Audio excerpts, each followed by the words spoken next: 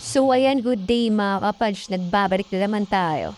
Eto nag-run tayo sa Elder Reef 10LC. Check natin kung makuha tayo ng legendary gem. Sana jackpot tayo ano. Madalang kasi ako mag-run na line ng Elder Reef kasi iniipon ko talaga.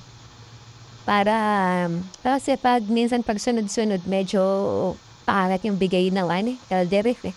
Kaya ang technique ko, iipunin ko talaga muna bago ko siya i-run. Ganun yun. And may nakuha kayong technique, diba? Punin niya muna yan. Minsan sa isang linggo, huwag muna. Twice a week, ganyan. Para talagang jackpot talaga pag magbibigay. At nag-start na tayo. Medyo bilisan natin, nahuli tayo. Nauna na yung isang kasama natin. So jackpot tayo na kahit maparain na legendary gem lang para tumaas ulit yung resonance natin. Ito, malapit na. Nabutan na natin sila.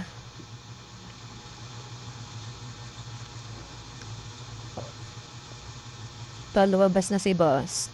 Tara, pilda natin ito mga kapadge. Sana jackpot tayo. Sino kaya sa amin? Apat ang makakuha. Kayon, may binugayan chest na white. Alam na. Legendary gem to. Jackpot to. Tara, daanan natin.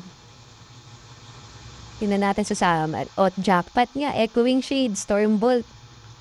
2-star. Dedicated to 5-star. May battle na 2-star, then the rest puro 1-star, puro pakain. Jackpot, di ba? Biro mo yun, dalawang legendary gem na kuha natin sa isang run lang. Ganun ang technique, mga kapadge. So, ayan. Jackpot tayo ngayon. Next time ulit. Goodbye.